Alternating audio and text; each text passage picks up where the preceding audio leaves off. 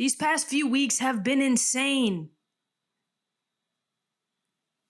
I'm just kidding. United Healthcare CEO Brian Thompson was killed in cold-blooded murder on the streets of New York by a masked assassin. What looked like a victory for anyone who's been victimized by the healthcare industry has turned into a weird, twisty-turny adventure ride from the land of what in the f***?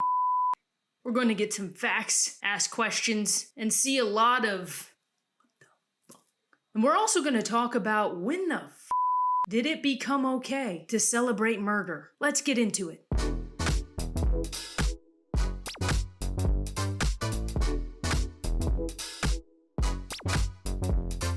Before we get started, please like this video, subscribe to the channel if you haven't already, turn on notifications so you don't miss a video I drop. Just really quickly, I want to go through Luigi Mangioni's life resume to see if he would be the type of guy who would just assassinate a healthcare CEO in the middle of the street. Luigi is related to a prominent Maryland family who owns country clubs, healthcare facilities, and real estate companies. He's a cousin of Maryland State Delegate Nino Mangioni. He went to the Gilman School, which is an all-boys high school, and he was valedictorian. That's number one. He graduated from the University of Pennsylvania, that's Penn State, an Ivy League, where he got a bachelor's and master's degree in computer and information science in 2020. That's probably where he learned how to get all those fake IDs. I think it's a class called Fake IDs 101, taught by McLovin. He worked as a counselor in the Stanford Pre-Collegiate Studies program in 2019. He interned at Johns Hopkins Laboratory for Computational Sensing and Robotics, and also at Firaxis Games. He worked as a computer engineer for TrueCar, which is a car shopping website in California, for 4 years.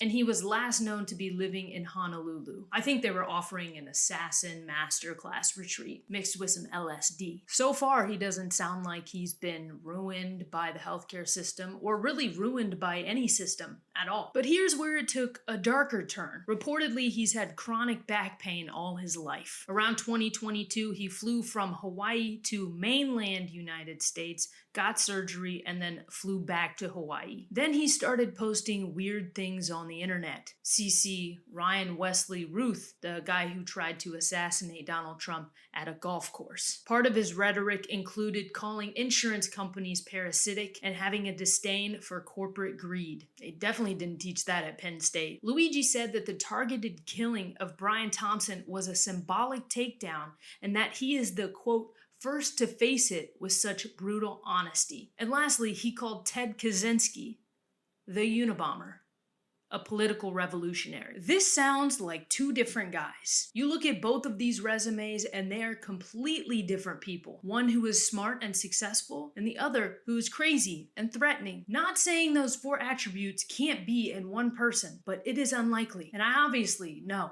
people can change, as I did, but you don't see me in jail.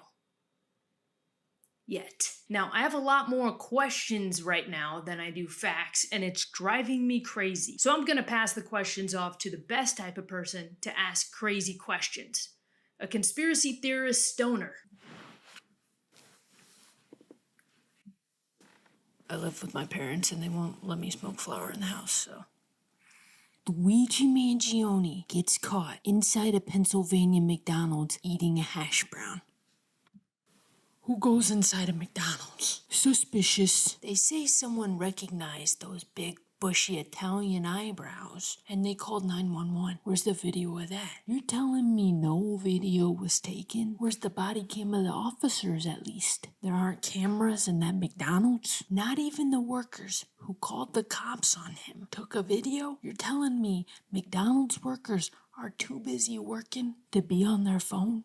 They aren't. And I would know I got fired from McDonald's. And get this, when the cops arrived and arrested him, they found a 3D printed gun, multiple fraudulent IDs, and something that his Unabomber hero had, a manifesto. Dude is so smart that he goes inside of a McDonald's 2 days after murdering someone.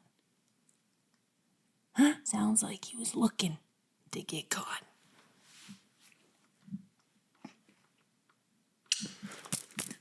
I was a lot. I didn't even go into all the weird things he did in NYC. What did I do? He shot Brian Thompson at 7 a.m. under a light where people could see him. The bullets had on them, delay, deny, depose, written in Sharpie. He had a getaway bike. He left a book bag in Central Park with Monopoly pieces in it. The fact that McDonald's used to have Monopoly as a game. What the f***? That one's a stretch. What about when he gets out of the cop car and he turns around and yells? That's completely out of touch and an insult to the intelligence of the American people and the lived experience. What the hell was that all about? We could go on and on about conspiracy theories and how Luigi's eyebrows are... His eyebrows don't even match the assassin's. And how the backpacks are... Backpacks didn't match. They were two different colors. Who wears two backpacks? And also whether Luigi was working alone or if he was a hired hitman. Oh, he wasn't working alone. You ever heard of MK Ultra? Okay.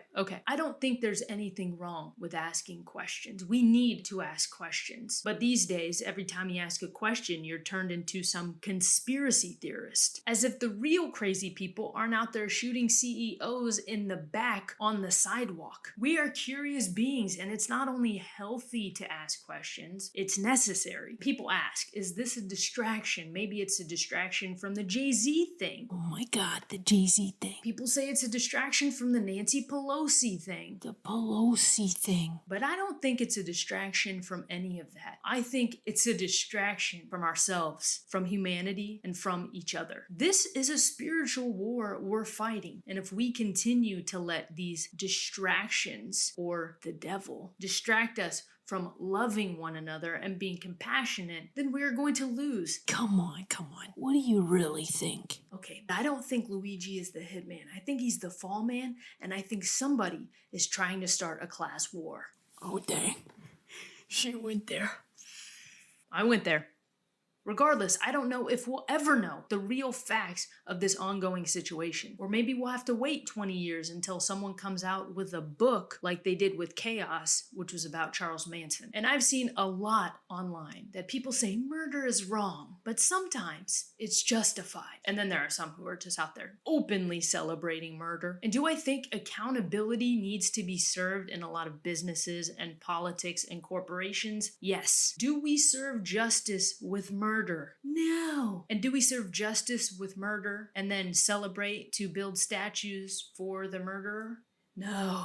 In fact, I think people applauding this act sets a dangerous precedent because it gives acceptance for people who want to play God and take someone's life because they don't agree with what they're doing. And people think the CEO deserved it because he was in charge of healthcare. What about the people who are working to send weaponry overseas to kill people and continue war? What about the people who are working to poison us through our food, our water, other drinks, and medicine? What about the people who make us take vaccines and punish us if we don't? Should we go out and assassinate all of them? Is that a good use of our time? No way.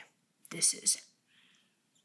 I believe the only way to create a better world is to bring about the betterment of yourself and others around you, regardless of how someone treats you. We've created a world now where people think they are forced to play the role of God. If you want to fight the system, find other ways to do it. This was a quick and easy way to send a message. They will replace the CEO and not much will change. It has helped no one. It has caused more fear, chaos, and divisiveness. The slower and harder way to send a message would be to educate yourself, to get into politics or a company who works for positive change and use your anger or sadness or whatever it is to create a better world for those behind you. Is this how we're gonna act now when someone we don't like gets murdered? Someone we have no idea about? Someone we've never met and we've probably never even heard of before he got killed? We're going to celebrate their assassination? Yo, that killer's cute though. If one more person says that. Y'all, let me know, what do you think about this situation? What do you think happened? Give me all of the juicy details that you have in the comments. Please show respect, curiosity, and open conversation for everyone down there. Like this video, subscribe, and turn on notifications so you don't miss any videos I drop. Thanks for watching. I'll see you next time.